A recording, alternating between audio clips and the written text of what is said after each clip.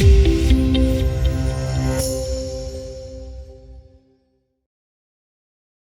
good afternoon, everyone. Thank you very much for joining us in this webinar titled Integration of Smart FM in Design Phase of Projects, hosted by Forbes Middle East in partnership with EFS Facilities Management Group.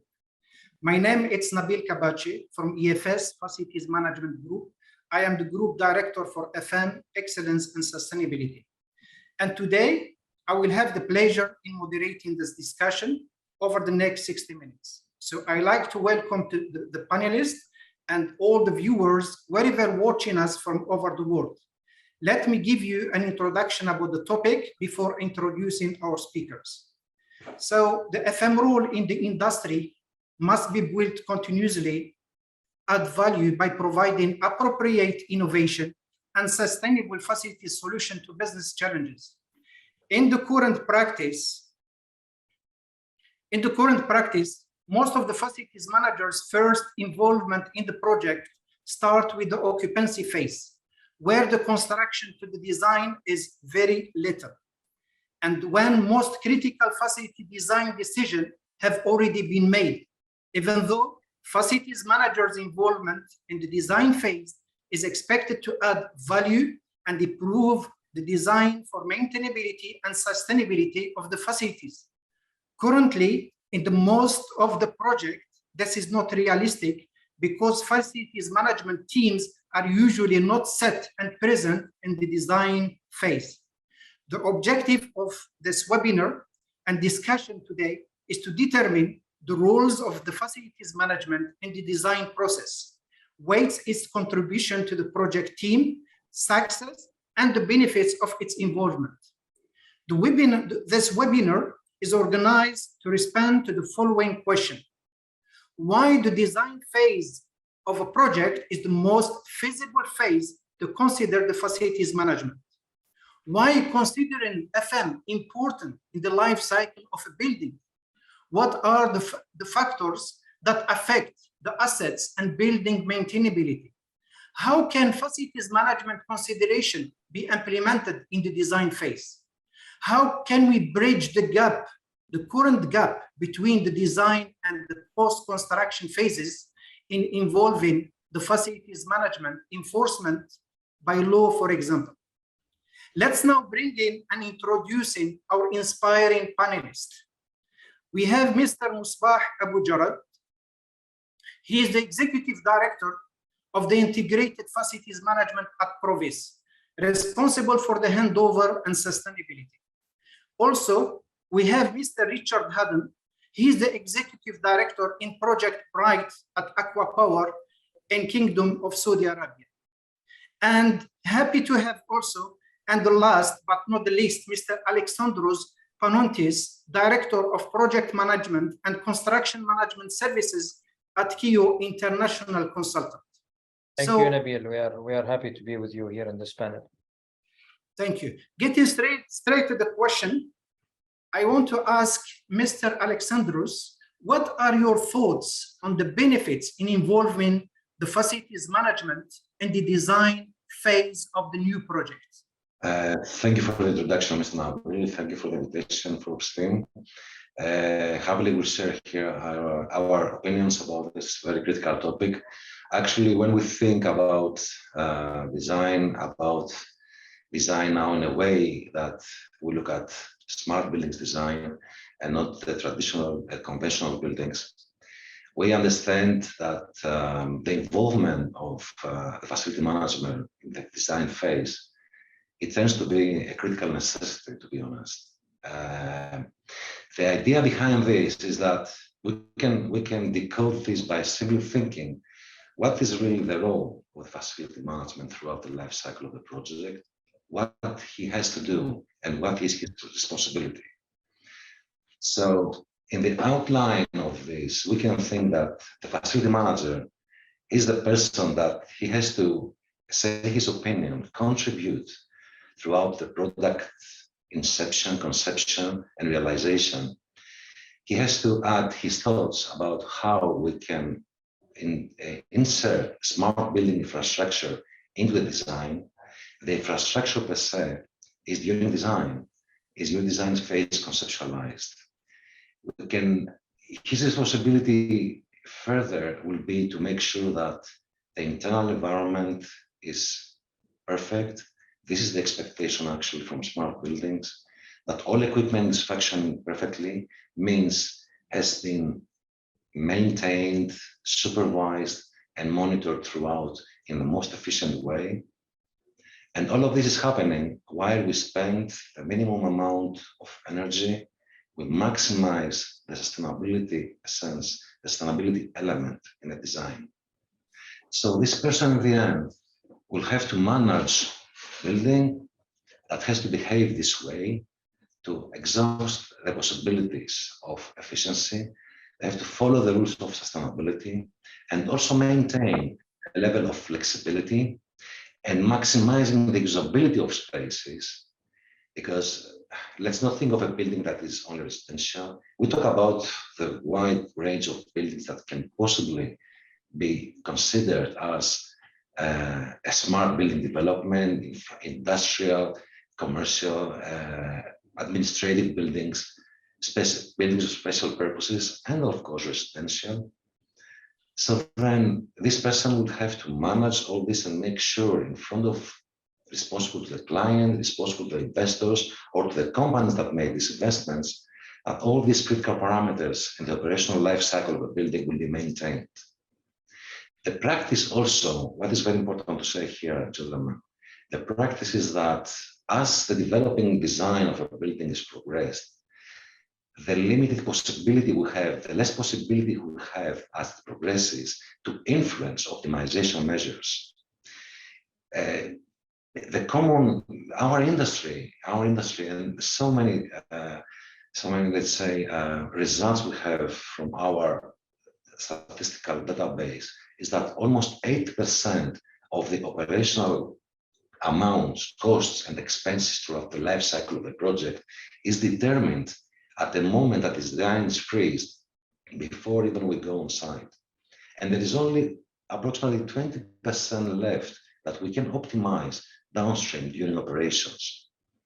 So in that sense, we consider the facility manager a critical aspect of the design process when we speak about a smart building, when we have a clear mandate of understanding and design a project in its life cycle, with consideration to the life cycle, with a life cycle thinking, if you want to say, and take a product in front of the client that we know how it's going to be, how it's going to behave, how amount of energy is estimated to consume throughout its operation, what is the present value of the future expenses that this investment will require, and when the mandate is there for a full end-to-end service, then we can say that we know exactly how much we have to spend now in order to have a return of investment after X amount of years, conditional also to the business plan of the investor. Okay. So looking at the life cycle of a product, looking at the life cycle of a building and a smart infrastructure or building, then the existence of the participation of the facility manager is a critical necessity. Great, Mr. Alexandros. Let me turn to Mr. Richard. Referring to his great and valuable experience, would like to hear your thoughts, Mr. Richard, on how facilities management involvement in the design phase of the project has become a key component when it comes to optimizing the project life cycle in compliance with sustainable development goals. Nabil, a great question. And the simple answer is get it wrong and then you'll learn. All right. In my case, we spent 6 years delivering a project, a smart building, a large tower in the business district of Dubai. And the perception was that the consultants know best. And as you outlined earlier, the FM people were brought on board at the very end. And I personally felt very dissatisfied. It's like giving this sophisticated racing car to someone who's just passed their driving test. I think it's all important that we realize that the FM companies have evolved over this period of time. They have benchmarking data, and they can bring so much to the thinking of not only the client, but the consultants during the design process. Now, my children are all grown up, and it was all with the reduce, reuse, recycle mindset, and us older people thought, well, what's all that about? But it's really sunk home in the last couple of years, where now we're talking about doing life cycle costing for buildings over 100 years. And why is that important?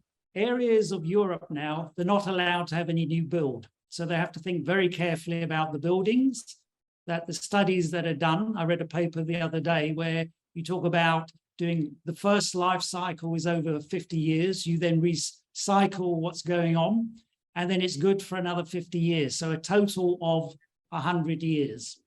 So the engagement of FM companies are then in relation to, first and foremost, materials. The preference these days to use timber, materials like glulam in our building, and to give us the feedback where it worked well, where it didn't. You're looking for a facility manager who has a lot of exposure in a big portfolio to be able to advise you that way. So you try and learn where new materials have been used. Will they be suitable for your building over the lifespan? And what are the lessons that have been learned? And we can in turn put that back to our consultants to make sure that they're also up to date with their thinking. The other aspect is one we always sort of dismissed before, was this matter of, oh, what happens in 20 years' time if we have to replace major plant? Well, I would have retired and be enjoying the sunshine. I don't have to worry about it.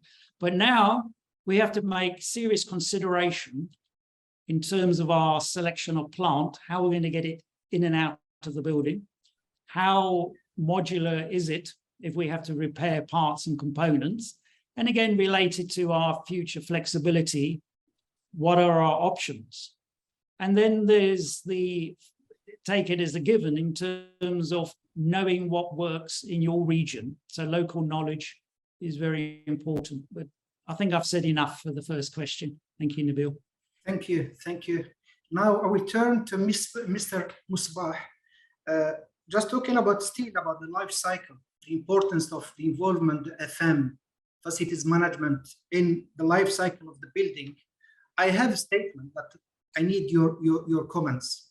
Organization now place a great emphasis on life cycle cost because they realize the cost involved in the building usage and maintenance will exceed the initial capital cost by several times during a building entire life cycle. Therefore, considering the involvement of the FM in the design phase is a practice and a must now. That allows the facilities manager to conduct maintenance activities easily after the taking over and during the operation, and at minimum cost by incorporating operation and maintenance experience into project planning, design, and construction. It requires designers to consider specific consideration to prevent building defects and reduce the cost of labor and material during the operation phase.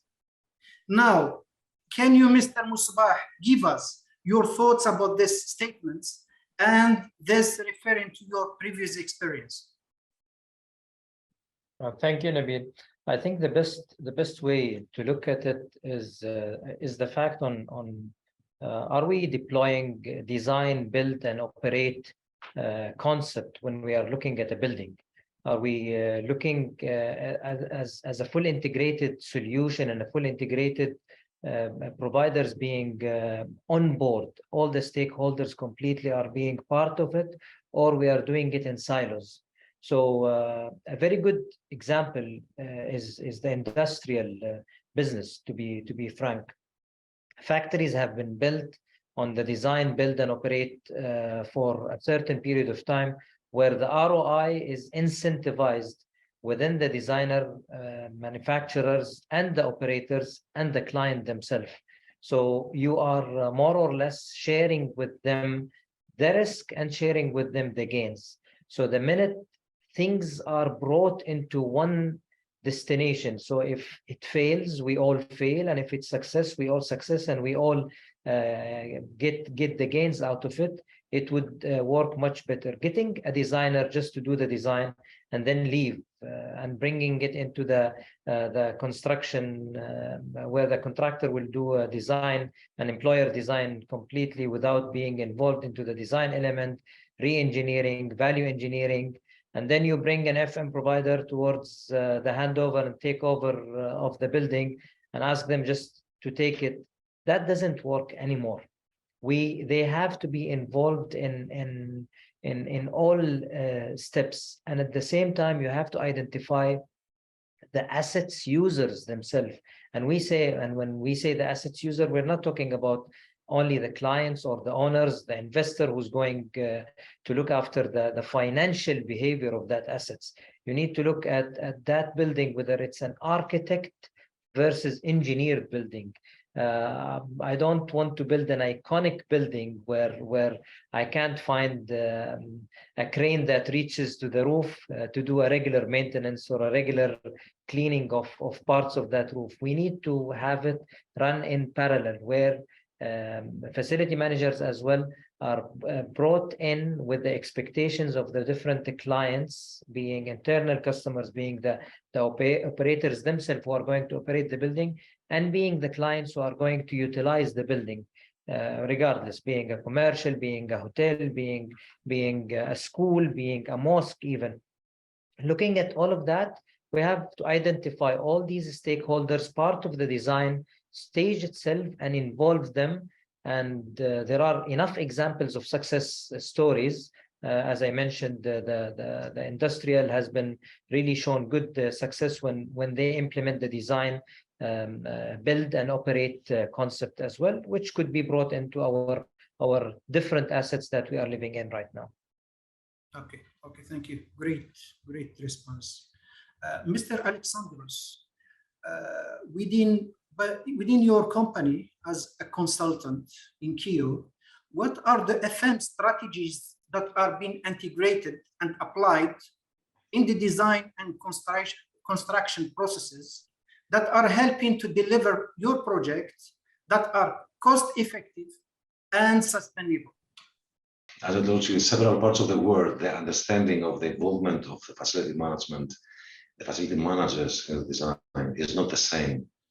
We make sure with our intelligent design proactively looking at all these critical parameters that are affecting the serviceability of the project and the maintenance to be aligned with all the codes and local regulations.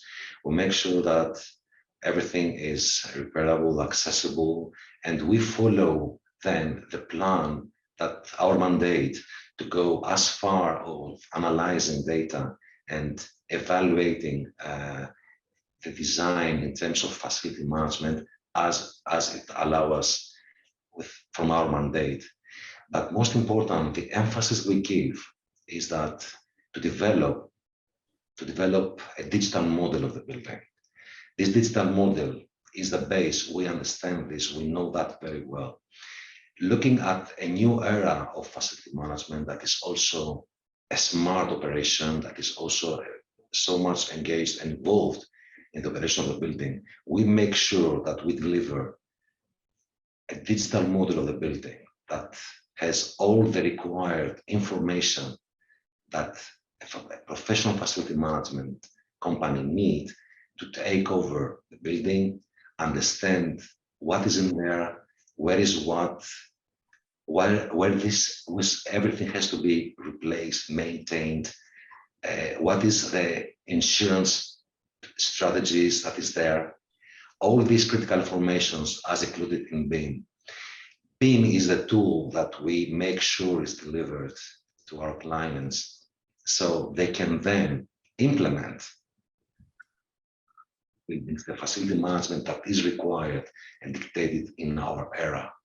So our consideration for the time being, not going to every aspect that we analyzed on the full life cycle and delivery with full, let's say, financial studies as a mandate that we don't really have from this region, is that making sure that we have the base, we deliver the base of the model, all the required and consistent data accurately implemented in a digital model, that then this will become the base of building and bridging the gap for a truly professional facility management later on, the integration of technologies later on from the facility management side, and dragging in, transfer in all the requirement information that the facility managers need to operate the building and maintain it.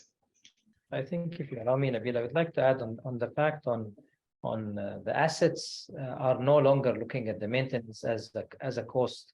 The assets behavior right now is very important when it comes to the maintenance, when it comes to operation, when it comes to the ROI that might come out of the asset itself, the financial input and the financial income that might come and get generated from the assets, the utilization of space, the different ROI that might brought in. It's not only about the assets management and whether we are looking at it from a facility management point of view, whether it's easy to maintain, it's easy to replace. No, it could be the utilization of space, the technology involvement, the utilization of data, the statistics and the data that we have, and how we can use this data into bringing a better life cycle of that assets itself, till it reaches to a point where honestly it has to be replaced. So if all the inputs into the formula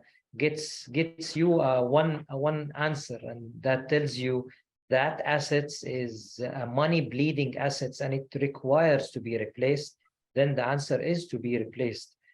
Sometimes we have to understand that the data tells us, and honestly numbers don't lie, data tells us to take that decision. It's how we demonstrate and translate the data that we receive as well into that decision. Thank you. Thank you. I want to turn to Mr. Richard about the design phase of the new projects. You already raised it, previously, is the most cost-effective phase to detect and eliminate potential maintenance problems by implementing maintainability consideration into the design phase. Can we have your thoughts on that, referring to like a real previous experience? Another good question, Nabil. As I say, we all like to learn from our mistakes and move on. Getting our head around that structures are going to be there for 50 to 100 years. Let's just take the 100-year scenario. It then relates down to then the importance of adding in the inspection of the structure over an extended period, to then not only look at the structure, if you take cladding elements and some of the detailing, where in the Middle East environment, which is very harsh, during construction, sometimes one is offered cost savings where instead of having metal-backed insulation panels, you have foiled face stuck with tape. It's out of sight. No one goes and checks it.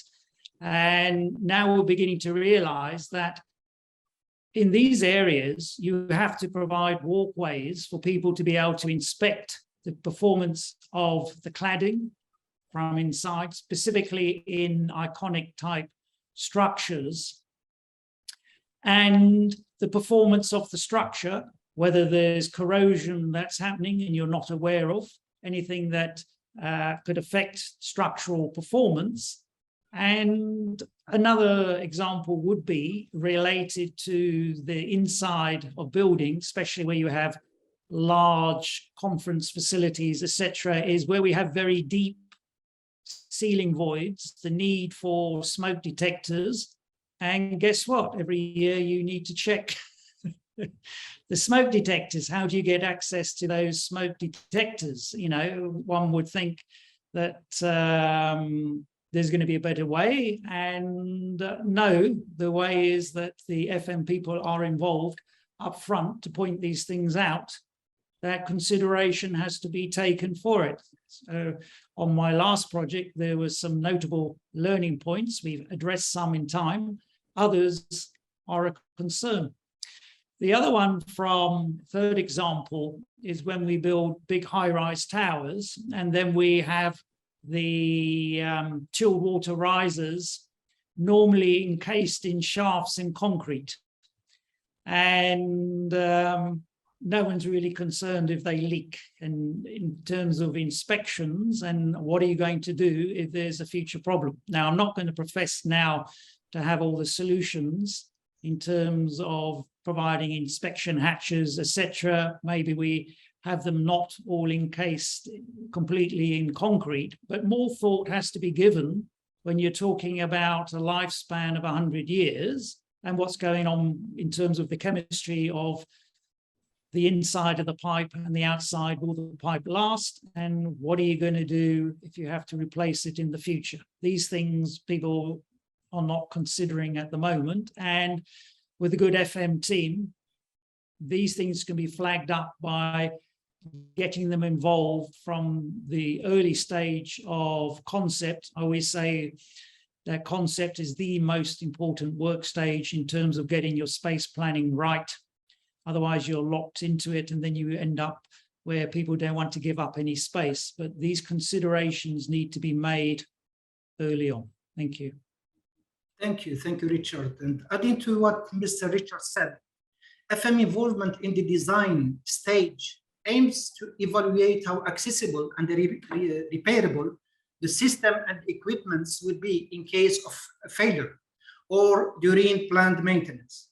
In other words, a design that considers maintainability of the system assures that a failed piece of equipment can be restored effectively within an expected period, according to the standards and prescribed operation and maintenance procedures.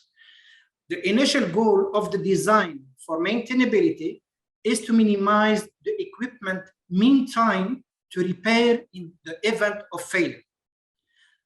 If I will turn to Mr. Musbah now, how this approach in Provis will have a positive effect on your customers' expectation? I think knowing what is the best to the customers is not going to be a secret without involving the customers themselves from the beginning. What is the expectation of the customers from that assets itself? What is that assets going to be used for? And I tend maybe to go beyond the envelope of the building itself, going wider into the accessibility of the building, the security requirement, the CCTV monitoring, the utilization of the different footprints during the day, the life cycle. You can't just apply the same standards of requirements on a retail center and on a commercial tower where the commercial building is being utilized during the working hours, where the retail center is working, let's say from 10 to 12 on a regular shopping time, where a community is something completely different. Getting involved from the design stage will allow us to identify as well our expertise in terms of operating the equipment, the maintenance, which standards are required to be there, and what are the expectations from these different clients. We have a long-term relation with some of the clients that involves us from the beginning, from the design stages, where we actually sit down with the designers themselves, being a community, being a retail center, being others. And we have that long-term relation due to the fact that we are managing most of their assets. There are other clients who involves us while we are not at all involved in the construction phase. They involve us more or less during the testing and commissioning to ensure that at least what have been supposed to be there in the design and the specification has been agreed on and has been tested and commissioned to the expectations of the assets life itself. What comes next is how we could advise the clients on the best utilization of the assets itself. Of course, during interaction with the clients, how the different assets is behaving, comparing it and benchmarking to different similar assets in terms of energy utilization, in terms of utilization of space, in terms of dollar per foot income. All of that could be brought in due to the fact that different assets of different similarities are being used within the same area, the same market, or even bringing the international market benchmark with the differences, and we offset it and bring it to our clients for their best decisions while we are there with them, being the assets managers as well. Good. Turning to Mr. Alexandros, I have a statement actually, maybe the current barriers to the involvement of facilities management in the design process mainly centers on the cost. When procuring a facility, the budget usually will look at the most cost-effective option, and facilities manager may be powerless against the decision maker expert when the consequences of their action has significant implication for the facility to be procured. There is usually a conflict between the commercial needs of the client and the operational needs of the facility provided. In most facilities, there is the belief in the construction industry that the client is often not the occupier or not the end user. And so there is need to involve the facilities manager. So there is no need to involve the facilities manager. To improve value for money, the project team must clearly define the needs of the client, eliminate unnecessary expenditure, and obtain the optimum balance between cost, time, and quality. Development in FM framework of the facility strategy must identify and translate the organization objective and the requirements into forms that will meet the organization needs by seeking to maximize performance of the facilities. How can we enforce? Maybe this question for everyone. It's very critical question to be. I just added just now, actually, maybe an hour before I added this. How can we enforce the involvement of the FM or the facilities management to be part of the consultancy team in the design phase? Well, Mr. Nabil just described with this statement you mentioned, what is the mindset in several parts of the world when we look at short-term visibility of constructing something, selling it out. Maybe it will be just an investment of, let's say, a few years until it's sold out. And another case we can have is an investor looks at the smart development on a different way, that we will be investing on it, he will be maintain this asset under his portfolio. There are several options in the market. However, what you described is very common. Investors, the clients, they don't pay attention to the long life cycle of. They don't look at the life cycle of a building. They just look up to the end. They expect this building to be sold and returns of investment to be evaluated, which is like a cycle of 4 or 5 years, maybe in a good times in the region. So I believe the way that we can think of trying to think out of the box. We need the participation of several stakeholders here to enforce this, if you want, because in order to change this from inside, it will be challenging. Maybe we can ask, for instance, we can influence the system acting from outside with regulation, rules. For instance, we can extend the lead requirements or energy inspections, compliance throughout time, or even, let's say, we can think of even more, maybe out of the box thinking that some investors may try to think of selling their units by using competitive advantages based on the usability of the building or elements of the building life cycle, saying that this unit, this is the amount, this is the sales price, this is the estimated consumption per year. So this will be the cost on you per year.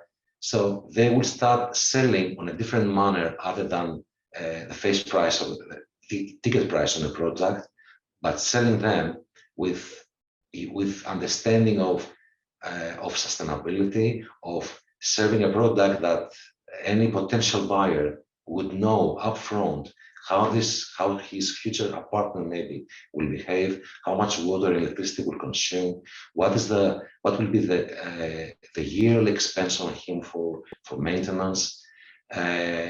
We can think of many ways. However, I believe if we want to enforce it really, there is a lot of room from outside stakeholders such as governments and local regulators to influence this, to ask for it to be part of the design when in these ways, as I described here. Thank you, Mr. Musbah. Can we hear your thoughts, recommendation, maybe suggestions?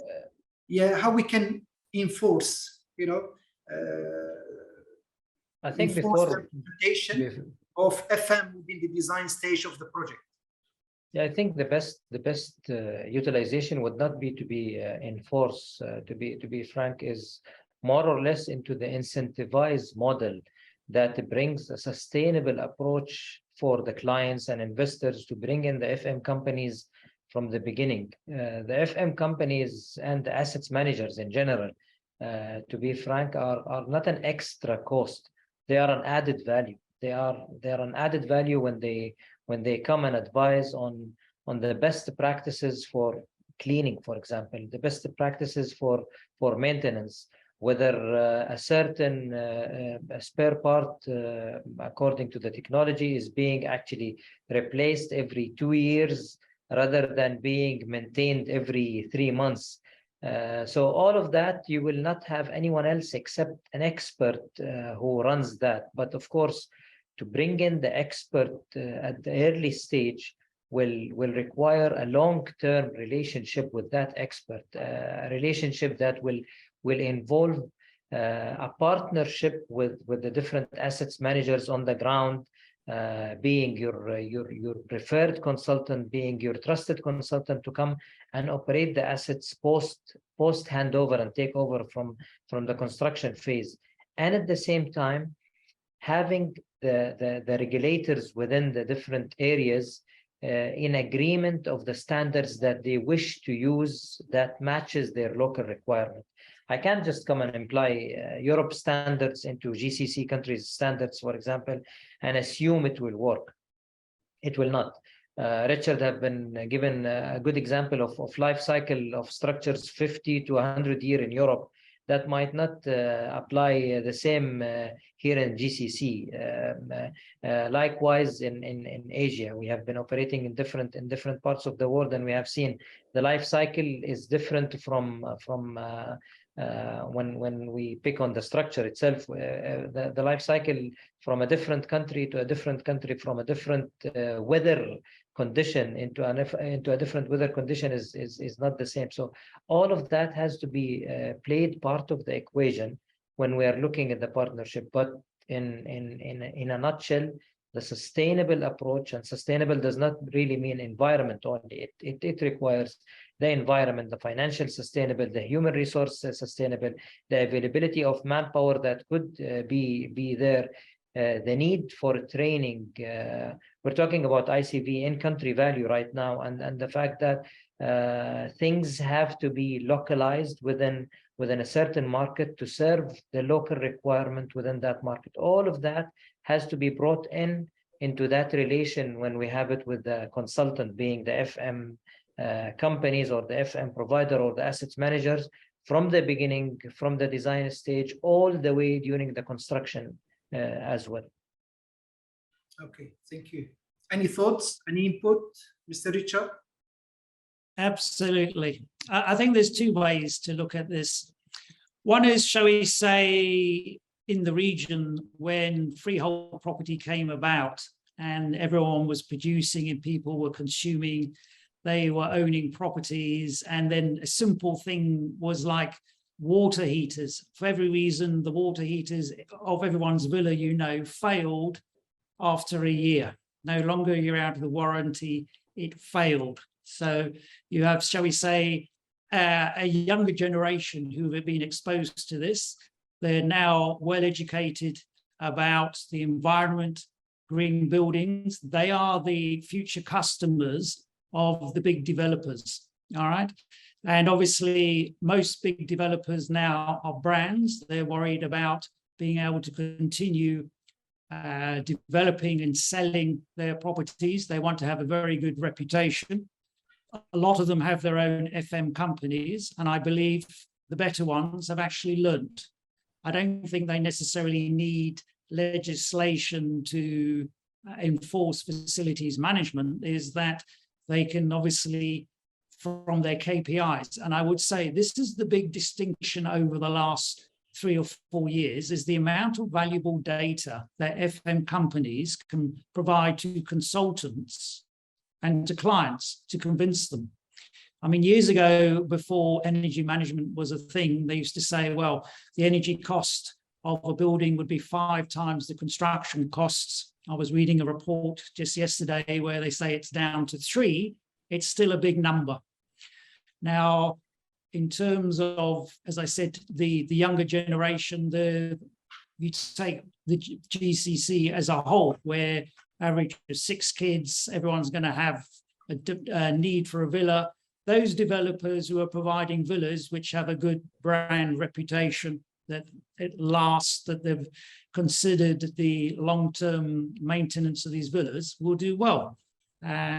So I'm not necessarily saying we have to prescribe. The various municipalities with the green building codes, etc., and the aspirations, the more popular having a LEED certified building is, and now the highest goal of going net zero, especially in this region where there's solar power available, is actually becoming more attractive to clients. Not say because it's a thing of prestige, but it's become more understood, and we all have children, and without banging on the drum of say you're doing it to save the environment, but you're aware of how your decisions as a consultant and a client is affecting future generations. And really, we need to wake up to this and be open to people's opinions as to how to make things better. Yes, things may initially cost more, but if a whole market and industry from the whole supply chain is now adapting, then we need to tap into that. I think it's just some of us who are older, there's been resistance to change, but I think you'll find, and you'll see it mainly from overseas, how the younger generation are more conscious of this, and it will be affecting developers in the future if they're not moving with the times. In the same subject, Richard, talking about green buildings, which have become at the moment a practice, they have less impact on the environment than conventional buildings. Now, how the gain from the early facilities management input in the design phase can be beneficial and valuable?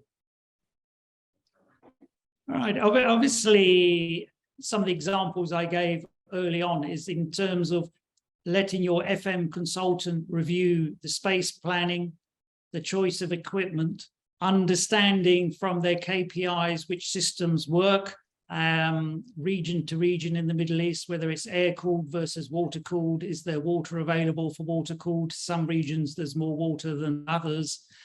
And in terms of what is the latest technology that's available. How can that technology be better managed with smart technology? And the FM really explaining to the client the wins once he's got his building. I think there's too much focus on what's going on early on, you know, to spot the obvious. As I said, from my experience of handing over a major commercial building in Dubai, it's then really maximizing the asset, its potential, reducing costs, making sure that then the impact is on the environment is reduced, and efficiencies are to the benefit of the owner and the occupier. So I believe that the FM team, as well as the technical input, they need to make the case because they have the KPIs. And as I said, I was reading a report the other day, and some of the stuff I thought, I wish I knew about this earlier, if you know what I mean. So they have the data, that's important. And it's sharing that data with clients and consultants where it has the biggest impact. It sells the need for early engagement. Thank you, Richard. I think we are reaching the end of this webinar. And I like to hear just in 1 minute, you know, the importance from every one of you, the importance of the involvement of the FM within the design stage. For 1 minute, what you can say, Mr. Musbah? I believe, and this is from different projects that we have been involved at, the earliest we as assets managers are involved in the design stage and we provide our feedback, the better the life cycle and the assets behavior is showing. Running through different assets for the last 15 years within the region, we know for a fact, and we have the data that allows us to come and advise our different clients on their best journey into a best behavior of an assets in terms of maintenance, in terms of operation, and on top of that as well, and on the best ROI that might be utilized. We are there. I'm not saying that it's difficult to be involved post handover and post construction, but it makes things much easier, much better, where the different operators are involved ahead of time. They know exactly what would be the pain points, identify them, reduce the gaps between the different operation models that are existing. Towards then, they are the expert when it comes to the FM provider. So the earlier, the better you involve in design stage and even during construction to advise on the best. Sometimes a re-engineering stage during construction might really change even how the FM requirement might be there, and at the same time you need it to be an integrated approach during the design and construction. Thank you. Mr. Richard? Yeah, I think at various levels, we were having a conversation just the other day on my new project about where you put the balancing tank on a chilled water system, you know, the merits of one location on the supply side or the return side. And the FM company clearly stated in terms of their experience of the natures of leaks, why one was better than the other.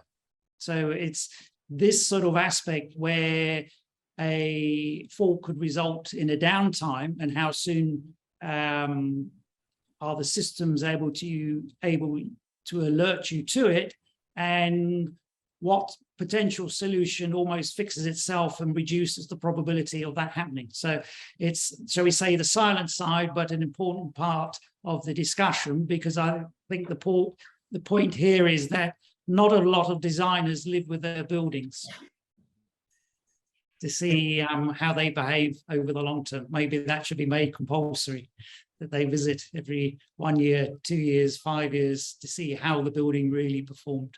Thank you. Mr. Alexandros? We would like to think of the industry maintenance, facility maintenance industry to become more sophisticated, to become more professional, work more with data. We need this data to be nicely correlated with lessons learned, filtered with previous experience and specific cases. We can then sit with them and see how transferring our design data to their BMSs, how this can take the minimum amount of time, how easy that will be, how we can deal with problems or glitches downstream when we transfer all the design information to them into their BMS, and what problems they might have faced in the past, so we can have them solved early on before we even go on site. We invite this. We believe the industry really needs this, a more sophisticated and more, let's say, structured and data-oriented facility management in the UAE and globally. Thank you. Thank you. In the conclusion, what we can say, good and best practice organizations treat FM as an investment, an asset that adds value, yield returns, links to strategy, and enable the organizations to achieve its goal and objective. FM should be involved in the determination of the design as far as can be possible. FM should and must take more active part in the project and the design profession for the benefit of developer, investor, consultant, main contractors, and the end users. At the end, thank you very much, gentlemen, for this session. Now we'll wrap it up. It's been really insightful, and thank you for sharing your views and thoughts used in your specific business and industries. Really, we learned a lot from you as inspired professionals. I hope our viewers enjoyed the discussion, and thank you, Forbes Middle East, for organizing this webinar in an exclusive partnership with EFS Facilities Management Services. I hope you enjoyed. Thank you very much. Bye-bye.